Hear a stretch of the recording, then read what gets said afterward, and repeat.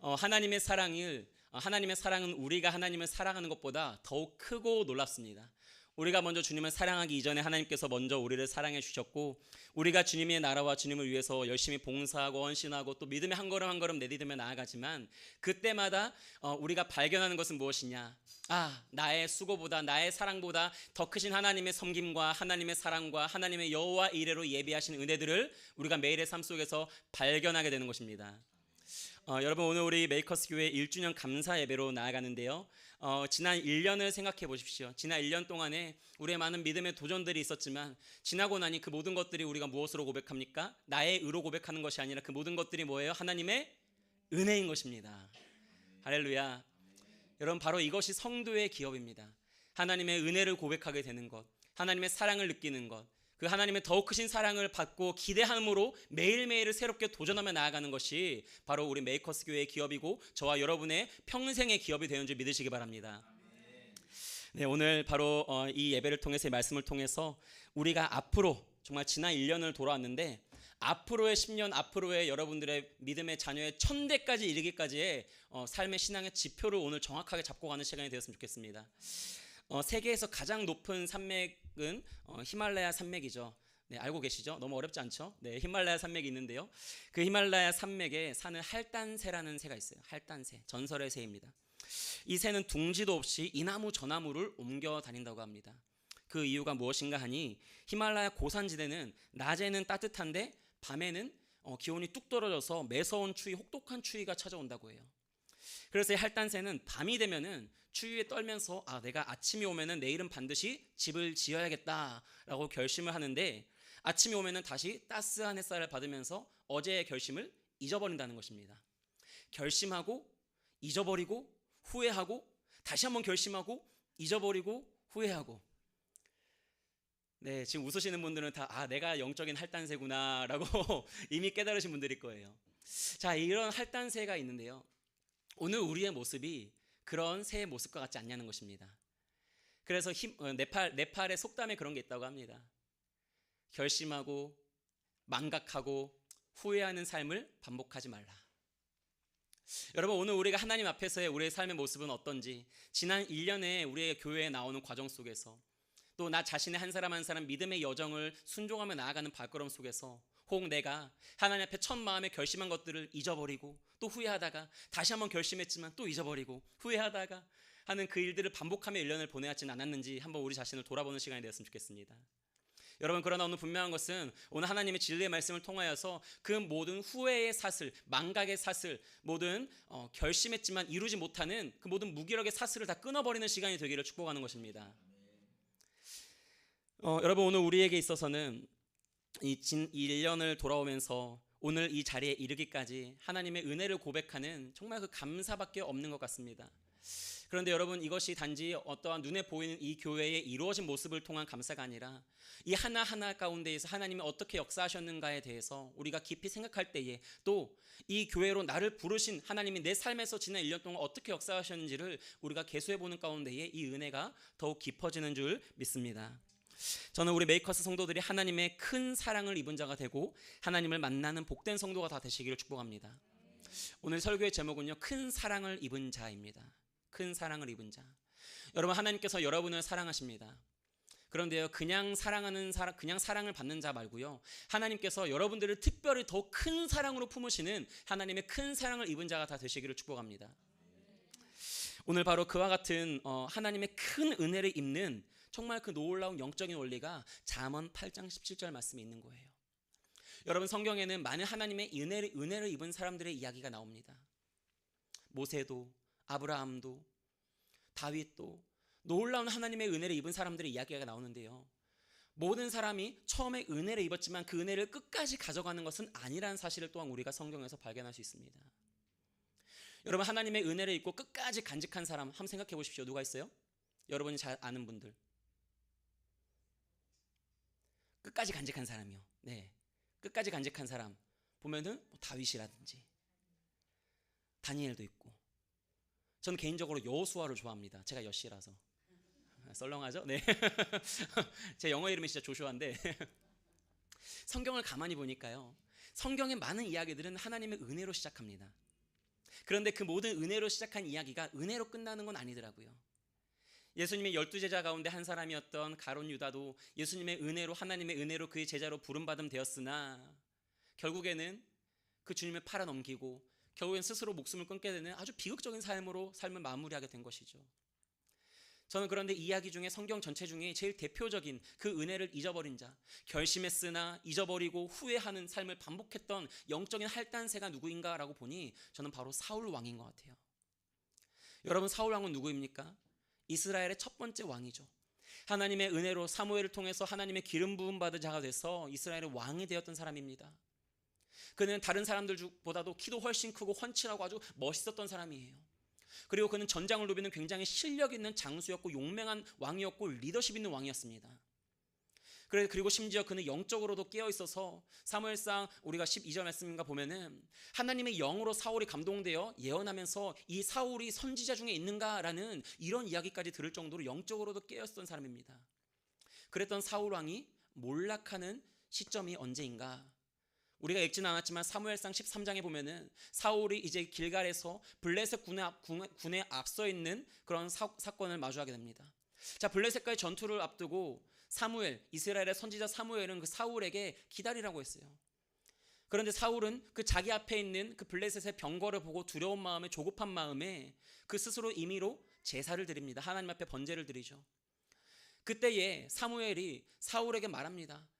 네가 하나님이 너를 왕으로 세우셨는데 네가 어찌 이렇게 망령되게 행동하느냐? 하나님이 너를 대신해서 하나님의 마음에 합한 자를 이미 세우셨느니라 라고 말을 합니다. 여러분, 그런데 기억하실 거는요, 지금 이런 사무엘의 말은 하나의 경고였다는 거예요. 확언적인, 물론 예언적인 의미도 있지만 하나의 경고였습니다. 어떻게 할 수 있느냐? 바로 사무엘의 그 말을 듣고 사울이 사무엘상 14장 15장을 가면요, 다소 변한 모습을 보여줍니다. 그래서 그 이스라엘 백성들, 그들의 백성들이 핏째 먹는 죄를 범했을 때에 그들을 대신해서 길갈에서 돌을 굴리며 회개하는 일들을 하고요. 그리고 그의 아들 요나단이 모든 이스라엘 군대들이 금식함에 있을 때에 혼자 막대기로 벌의 꿀을 찍어 먹은 것을 가지고 굉장히 노발대발하면서 그 작은 죄악까지도 밝혀내서 어떠한 죄를 짓지 않도록 하려고 몸부림치는 모습을 볼 수 있습니다. 그렇게 사울은 하나님 앞에 뭔가 자기가 결심했던 것들, 내가 망령되게 행동했던 것들에 대해서 반성하려는 모습을 약간은 보이는 것 같았어요. 그런데 결과적으로 사무엘상 15장에 가면 어떤 일이 벌어지느냐? 아말렉과의 전투를 앞두고 사무엘이 사울에게 말합니다. 이제 아말렉과 전투를 할 텐데 하나님이 너희를 도우셔서 승리하게 하시거든 그 아말렉의 모든 것들을 진멸하라 라고 말합니다. 그런데 사울이 어떻게 했죠? 모든 걸 진멸하나요? 안 했어요. 아각과 양과 그 소의 좋은 것들과 좋은 기름들은 취하고 좋지 않은 것들은 진멸하게 된 것입니다. 그때에 사무엘상 15장에 보면은 하나님이 말씀하십니다. 내가 사울을 왕으로 세운 것을 후회하노니 그가 돌이켜서 나를 따르지 아니하면 내 명령을 행하지 아니하였음이니라 하신지라. 그리고 사무엘이 근심하여 온 밤을 여호와께 부르짖느니라. 이전에 사무엘상 13장에서는 준엄한 경고였다면 15장에서는 이제 사울을 버리기로 하는 사울의 삶이 이제 피폐해지는, 이제 비극으로 결정적으로 나아가는 하나님의 유기가 일어났다는 거예요. 하나님과의 모든 사랑의 관계가 끊어졌다는 것입니다. 여러분, 사울은 정말 사무엘이 밤새 근심하기까지 정말 그 사울이 아까웠던 사람이었어요. 사울이 얼마나 괜찮았고 얼마나 실력이 있었는지 그 사무엘, 하나님의 말씀을 대언하는 사무엘이 본인이 마음이 아파서 밤새 애끓는 마음으로 슬퍼합니다. 이제 그런 사무엘에게 하나님은 네가 왜 슬퍼하느냐? 베들레헴으로 나아가서 이새의 아들 중에 내가 한 왕을 받나니 그에게 가서 기름 부으라 라고 말씀하시죠. 자, 여러분, 오늘 우리가 지난 1년을 나오기까지 이 교회는 분명히 하나님의 은혜로 시작한 것을 믿으시기 바랍니다. 우리의 이 오늘 나오기까지의 믿음의 발걸음은 분명히 우리가 성령으로 시작한 것을 저는 믿습니다. 그러나 우리가 성령으로 시작한 일을 결코 육신으로 매듭지어서는 안 되는 것입니다. 오늘 사울이 하나님과의 그 모든 사랑의 관계에서 끊어지고 그 하나님의 백성, 하나님이 세우신 왕으로서 그 은혜 받는 종으로서의 그 모든 관계가 끊어지게 되는 결정적인 세 가지 요소가 있는데 오늘 우리 가운데 그런 요소가 있지는 않는지 한번 점검하고 모두 끊어내는 은혜가 있기를 원합니다. 자, 첫 번째는 무엇이냐? 바로 조급함입니다. 하나님과의 사랑의 관계를 의심하게 하고 하나님의 종으로서, 하나님의 백성으로서 신실하게 믿음으로 살아가지 못하게 하는 첫 번째 요소, 바로 조급함입니다. 하나님의 때는 정해져 있고 그 하나님의 계획하심과 작정하심이 있음에도 불구하고 우리의 타이밍과 우리의 기대에 맞지 않을 때에 우리는 어떻게 하죠? 기도했으나 하나님이 응답하지 않으신 것 같다고 원망합니다. 자, 우리는 기도할 때 어떤 소망을 가지고 기도합니까? 내가 기도하는 지금 이 즉시 하나님께서 역사하시기를 우리는 기대합니다. 그러나 때때로 하나님의 기도의 응답은 언제죠? 내가 살아있는 동안이 아닐 수가 있어요. 여러분, 우리는 하나님께서 우리의 기도를 듣지 않으신다고 할 게 아니라 내 타이밍이 아니더라도 하나님은 우리의 기도를 분명히 들으시고 마음에 새기시고 하나님의 마음을 심으시고 분명히 하나님의 때에 가장 선하게 열매 맺으실 것이라는 기대를 다 품으시기를 바랍니다. 제가 보니까 교회를 개척하고 1년 동안 개척하고 이제 기도해왔던 많은 시간들 속에 하나님께서 저에게 주신 영적인 하나의 싸움이 뭐였냐면 바로 이 조급함과의 싸움이었던 것 같아요. 조급함. 우리가 작년 1월 8일 날 개척 준비 모임으로 우리 저기 통합 측 총회가 있는 종로 거기 크로스로드 거기서 저희가 이제 모임을 시작했잖아요. 그때 시작할 때에 우리 한 사람 또 반주자 한 사람에서 세 사람이 처음 모였습니다. 그 다음 주에는 또 한 사람, 그 다음 주에는 5사람, 6사람, 그러다 9명, 15명까지 모였어요. 기억하세요? 네. 누가 왔는지 잘 기억도 안 나죠? 여러분 그 얼굴들을 잊지 마시기 바랍니다. 예, 그 성령으로 믿음으로 한 걸음 내딛었던 그분들 우리가 다 축복하기를 원해요. 자, 그렇게 시작했어요. 그렇게 하니까 사람들이 한 주 한 주 오고 하니까 금방 될 것 같은 그런 마음이 들었던 거예요. 그런데 막 12명까지 15명까지 올라갔다 갑자기 사람이 그 다음 주에 삐끗해서 9명, 6명. 여러분 심지어 어떤 주에는 1명 두고 우리가 이렇게 예배했던 적도 있어요. 그 한 명이 누구였지? 라고 한번 생각해 보십시오. 그런 일들을 마주하면서 제 마음에 그런 마음이 있었던 것 같아요. 인간적으로 하나님께서 저에게 이와 같이 퇴근하셔서 개척을 빨리 시키셨다면은 하나님의 어떤 역사도 빨리 일어나야 되지 않을까요? 라는 그런 제 마음에 조급함이 있었던 것 같습니다. 그런데 그때마다 기도했던 것 같아요. 하나님, 내 뜻대로 마옵시고 아버지의 뜻대로 행하시옵소서. 아버지의 뜻을 기다리게 하여 주시옵소서. 잠언 말씀에 미련한 자의 말보다 조급한 자의 말보다 미련한 자가 더욱 소망이 있도다라는 말씀이 있습니다. 여러분, 우리의 조급함보다도 오히려 미련한 자가 더 소망이 있다는 거예요. 우리가 똑똑하고 우리가 뭐 잘 아는 것 같고 우리가 내 타이밍을 내 때를 다 정하지만 그 나의 계획함 그것이 오히려 더 미련하게 아무 생각 없이 살아가는 자보다도 소망이 없는 모습이라는 것입니다. 여러분, 우리가 믿음의 삶을 나아갈 때에 하나님 앞에 순종할 때에 많은 생각하기보다는 조금 미련해 보일지 몰라도 세상 앞에 미련해 보인다 말을 들을지 몰라도 더욱더 하나님의 때를 기다릴 수 있는 그런 뭐라 해야 될까요? 지그시 나아가는 인내하고 견뎌내는 그런 믿음과 그런 기도가 다 여러분에게 있기를 축복합니다. 바로 이 첫 번째 조급함이 가장 큰 죄입니다. 그리고 두 번째는 무엇이냐? 바로 사울이 보였던 것처럼 안일함과 세 번째는 욕심입니다. 사울은 하나님의 말씀을 알았습니다. 그 진멸하라는 하나님의 말씀을 들었습니다. 그런데 어떻게 했죠? 모든 걸 진멸한 게 아니었어요. 자기가 생각하기에 이 정도는 남겨놔도 되겠지. 사무엘이 그것에 대해서 너 왜 이렇게 했어라고 책망하니까 사울이 뭐라고 변명한지 아십니까? 나 하나님한테 예배드리려고 남겨둔 거야 라고 이렇게 변명을 하죠. 여러분, 우리의 믿음이 변명하는 믿음이 되지 않기를 원합니다.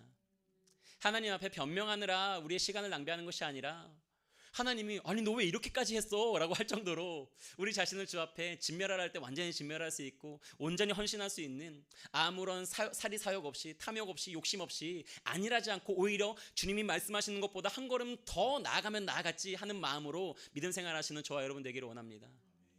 여러분, 딱 개척할 때 그런 마음이었어요. 주변에서 열em이 10사람이 다 아니라고 했습니다. 다 아니라고 했어요. 그런데 그때 제 마음에 드는 마음은 딱 하나였어요. 여러분, 예수님의 12제자들이 그 갈릴리 바다에서 풍랑을 만납니다. 풍랑을 만나는데 이들이 막 고난을 당하고 있는데 예수님이 그 바다 위를 걸어오세요. 그 바다 위를 걸어오시는 분을 보고 예수님의 제자들이 다 유령이다 귀신이다 하고 놀라서 있어요. 아주 까무라치고 있는 거예요. 그런데 예수님이 난이 두려워하지 말라 안심하라 라고 말씀하십니다. 그런데 그때에 12제자들 중 딱 한 사람 베드로만이 만일 주님이시거든 나를 명하여 물 위로 오라 하소서 라고 말합니다. 여러분, 이 땅에 하나님의 은혜로 구원을 받은 12제자 뱃속에 있는 이들, 배에 타 있는 이들과 같이 구원받는 사람들이 있습니다. 그런데요, 누가 물 위를 걷습니까? 내가 구원받았다라는 그것만으로 만족하는 삶이 아니라 나를 구원하시는 그 주님이 다가오시는데 여전히 풍랑이는 그 바다가 있지만 만일 주님이시거든 나로 하여금 그 물 위로 오라 하소서라고 믿음으로 도전하는 사람이 구원을 받을 뿐 아니라 하나님의 역사의 도구가 되어서 하나님의 능력의 도구가 되어서 하나님의 기적을 경험하고 주와 같이 무리를 걷게 되는 놀라운 일들을 경험하게 되는 것입니다. 저는 바로 여러분들이 그런 믿음의 사람들이 다 되시기를 원합니다. 한번 좌우 앞뒤로 축복합시다. 영적인 베드로가 되십시다. 네. 여러분 가만히 보니까요, 우리는 영적으로 우리 가운데 정말 제자들의 여러 모습이 있는데요, 베드로와 같은 모습을 우리가 더 사모했으면 좋겠어요. 제가 좀 베드로 같은 것 같기도 해요. 베드로 성격 네 그런 것 같아요. 네 그런 것 같아요. 네, 네 베드로가 베드로는 다혈질이었죠. 네, 저도 갑자기 말하려고 하니까 좀 괜히 찔리네요. 저도 좀 다혈질인 게 있고, 저도 말보다 행동이 좀 앞서는 것도 있고. 여러분 그런데 분명한 것은요, 베드로가 그렇게 믿음으로 한 걸음 내딛었지만 어떻게 됩니까? 그새 두려워서 바다에 빠져요. 그런데 그때 뭐라고 하시죠? 주님이 어떻게 하시죠? 아니 왜 믿음이 없어? 왜 빠져? 라고 보고만 계시나요? 아닙니다. 즉시 손을 내밀어 그를 건져내시는 것입니다. 여러분 이것이 하나님과의 우리의 관계가 더 돈독해지고 사랑의 관계로 나아가는 거예요. 바로 이와 같은 우리 안에 있는 모든 영적인 안일함과 욕심은 내려놓고 순전하게 주의 말씀 그대로 따라서 주님이시거든 나로 물 위를 오라소서. 여전히 풍랑치는 바다지만 주님에게는 불가능함이 없는 줄 믿습니다. 주님은 하실 수 있습니다. 사람으로서는 할 수 없지만 하나님은 하실 수 있습니다. 바로 이 믿음 가지고 날마다 도전하는 신앙이 우리 가운데 있기를 원합니다. 여러분 지난 1년 동안 우리의 모든 발걸음은 도전의 연속이었어요. 그런데 우리의 그 가운데에 나의 믿음은 어디 있었는가? 나는 과연 얼만큼 그러면 이 교회의 믿음의 도전 가운데 나도 그 도전에 동참하고 있었는가에 대해서 오늘 한번 생각해 보기를 바랍니다.